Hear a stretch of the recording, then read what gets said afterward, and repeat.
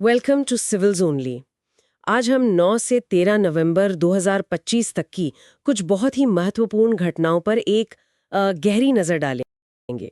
हमारे पास स्वास्थ्य और पर्यावरण से लेकर अर्थव्यवस्था, विज्ञान और राष्ट्रीय सुरक्षा तक, मतलब हर क्षेत्र से दिलचस्प खबरें हैं। हम्म। तो चलिए शुरू करते हैं। कालानुक्रमिक रूप से ही चलते हैं ना। हाँ। और सबसे पहले स्वास्थ्य क्षेत्र से एक बहुत ही सकारात्मक खबर है। वर्ल्ड हेल्थ ऑर्गेनाइजेशन की जो ग्लोबल टीबी रिपोर्ट 2025 आई है, उसके अनुसार भारत ने तपेदिक यानी टीबी के मामलों में एक बड़ी गिरावट दर्ज की है। जी। और ये सच में एक बहुत बड़ी उपलब्धि है।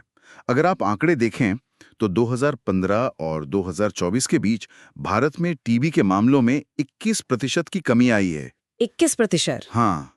और ये इसलिए खास है क्योंकि इसी दौरान पूरी दुनिया में ये गिरावट सिर्फ 12% रही है। मतलब हमारी रफ्तार वैश्विक औसत से लगभग दुगनी है। और जहां तक मुझे याद है, इसमें मृत्यु दर में भी कमी आई है। सही है। बिल्कुल सही।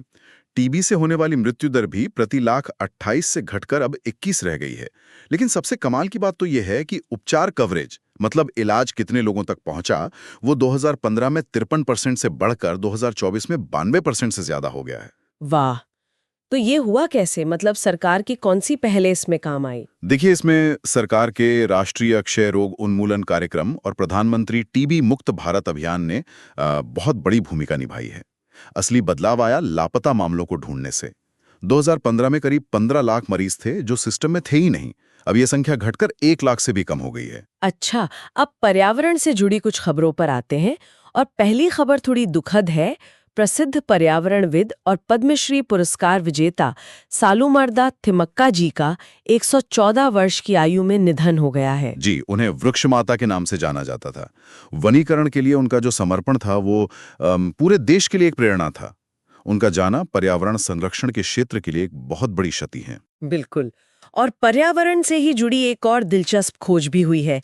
उत्तरी क्वींसलैंड के वर्षा वनों में एक बहुत बड़े स्टिक कीट की नई प्रजाति मिली है। नाम है एक्रोफिला अल्टा। हाँ, और ये फैसिनेट करने वाली बात है। सोचिए, ये 40 सेंटीमीटर यानी लगभग 16 इंच तक लंबा हो सकता है। 16 इंच। जी। और शायद ये ऑस्ट्रेलिया का सबसे भारी स्टिक कीट भी है।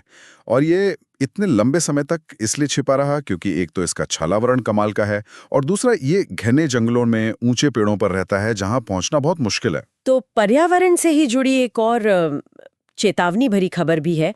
केन टोड यानी राइनाला मरीना को दुनिया की सबसे विनाशकारी आक्रामक प्रजातियों में से एक माना जा रहा है। ये एक बहुत महत्वपूर्ण सवाल उठाता है। ये मेढक मूल रूप से दक्षिण और मध्य अमेरिका का है।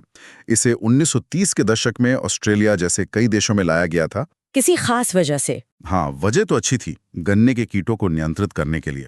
लेकिन ये प्रयास पूरी तरह से विफल रहा। वहां इनके कोई प्राकृतिक शिकारी थे नहीं, तो इनकी आबादी बेतहाशा बढ़ गई और इन्होंने वहां के स्थानीय पारिस्थितिकी को गंभीर नुकसान पहुंचाया। मतलब अच्छा करने के चक्कर में सब गड़बड़ हो गया। बिल्कुल।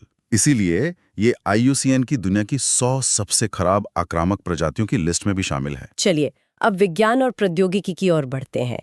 13 नवंबर को बनारस हिंदू विश्वविद्यालय मतलब BHU में बैक्टीरियोफेज अनुसंधान पर 6ठा अंतर्राष्ट्रीय सम्मेलन पूरा हुआ। यहाँ जो बात सबसे दिलचस्प है वो है बैक्टीरियोफेज का महत्व। ये ऐसे वायरस हैं जो सिर्फ बैक्टीरिया को संक्रमित करते हैं, इंसानों को नहीं। अच्छा, तो ये हमारे लिए फायदेमंद कैसे हुए? देखिए, आज दुनिया में एंटी माइक्रोबियल रेसिस्टेंस यानी AMR एक बहुत बड़ी समस्या है, जहां एंटीबायोटिक दवाएं बेअसर हो रही हैं। ऐसे में बैक्टीरियोफेज को पारंपरिक एंटीबायोटिक्स का एक बहुत अच्छा और प्राकृतिक विकल्प माना जा रहा है। समझ गए। और अंतरिक्ष प्रौद्योगिकी में भी एक बड़ी प्रगति हुई है। गोदरेज एरोस्पेस ने गगनयान कार्यक्रम के लिए इसरो को पहला ह्यूमन रेटेड L-110 विकास इंजन सौंपा है। ये भारत के मानव अंतरिक्ष उड़ान कार्यक्रम के लिए एक मील का पत्थर है। ह्यूमन रेटेड का मतलब है कि इसे इंसानी सुरक्षा के सबसे कड़े मानकों पर बनाया और परखा गया है। तो इसका मतलब गगनयान अब हकीकत के और करीब आ गया है। जी हाँ, इस इंजन जैसे महत्वपूर्ण घटकों की डिलीवरी के साथ गगनयान प्रोजेक्ट का हार्डवेयर लगभग पूरा हो गया है और जल्द ही पहली बिना चालक दल वाली परीक्षण उड़ान की योजना है। चलिए, एक और इनोवेशन की बात करते हैं। IIT गुवाहाटी के शोधकर्ताओं ने ऐसा पदार्थ बनाया है जो पेट्रोल में केरोसिन की मिलावट का पता लगा सकता है और तेल रिसाव को भी साफ कर सकता है। हाँ, इसे फेज सिलेक्टिव ऑर्गेनोजेलेटर या PSOG कहा जाता है। इसकी खासियत ही यही है कि ये एक साथ दो काम करता है। मतलब एक तीर से दो निशाने। बिल्कुल, ये न सिर्फ ईंधन में मिलावट की समस्या का समाधान करता है, बल्कि तेल को पानी से सोखकर तेल रिसाव जैसी पर्यावरणीय चुनौतियों से निपटने में भी मदद करता है। अब राष्ट्रीय सुरक्षा की एक गंभीर खबर। दिल्ली के लाल किले के पास जो हाल में विस्फोट हुआ, उसमें शक्तिशाली सैन्य ग्रेड विस्फोटक PETN के इस्तेमाल का शक है। हाँ, और PETN यानी पेंटा एरिथ्रिटॉल टेट्रानाइट्रेट एक बहुत ही शक्तिशाली विस्फोटक है।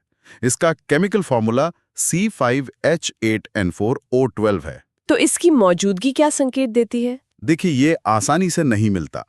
इसकी दुर्लभता और शक्ति को देखते हुए ये एक बहुत ही सोची समझी आतंकी साजिश की ओर इशारा करता है, जिसके कारण कई राज्यों में एक मल्टी एजेंसी जांच शुरू हो गई है। ठीक है, अब अर्थव्यवस्था के मोर्चे पर आते हैं। अंतर्राष्ट्रीय ऊर्जा एजेंसी IEA की एक रिपोर्ट में भारत के लिए एक बड़ा अनुमान लगाया गया है। जी, रिपोर्ट के अनुसार 2035 तक भारत वैश्विक तेल मांग में वृद्धि का सबसे बड़ा स्रोत होगा। इस मामले में हम चीन को भी पीछे छोड़ देंगे। और इसकी मुख्य वजह? देश का तेज आर्थिक विस्तार और सड़कों पर बढ़ती गाड़ियों की संख्या। अनुमान है कि भारत की तेल खपत 2024 में लगभग 5.5 मिलियन बैरल प्रतिदिन से बढ़कर 2035 तक लगभग 8 मिलियन बैरल प्रतिदिन हो जाएगी। और IMF की रिपोर्ट के अनुसार भारत अब दुनिया की चौथी सबसे बड़ी अर्थव्यवस्था बन गया है। जी हाँ, अंतर्राष्ट्रीय मुद्रा कोष की वर्ल्ड इकोनॉमिक आउटलुक रिपोर्ट के अनुसार भारत ने जापान को पीछे छोड़कर चौथा स्थान हासिल कर लिया है। पहले स्थान पर अब भी संयुक्त राज्य अमेरिका है।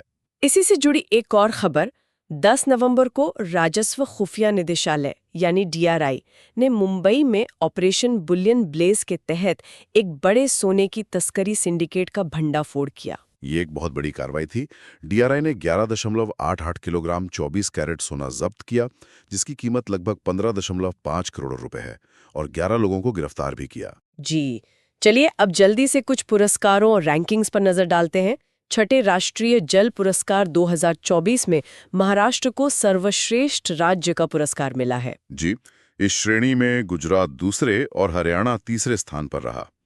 वहीं पूर्वी क्षेत्र में बिहार के किशोर जायसवाल को सर्वश्रेष्ठ व्यक्ति का पुरस्कार मिला, और उत्तरी क्षेत्र में मिर्जापुर को सर्वश्रेष्ठ जिला घोषित किया गया। और केरल ने व्यापार सुगमता रैंकिंग में अपना शीर्ष स्थान बनाए रखा है ना? जी, व्यापार सुधार कार्य योजना के तहत केरल ने 2024 के लिए राष्ट्रीय व्यापार सुगमता रैंकिंग में अपना टॉप अचीवर का दर्जा बनाए रखा है। और एक और अच्छी खबर है, जलवायु जोखिम के मामले में भारत की स्थिति में सुधार हुआ है। हाँ, जर्मन पर्यावरण थिंक टैंक जर्मन वॉच द्वारा जारी ग्लोबल क्लाइमेट रिस्क इंडेक्स 2026 में भारत अब 15वें स्थान पर आ गया है, जो पिछले साल के 10वें स्थान से एक सुधार है।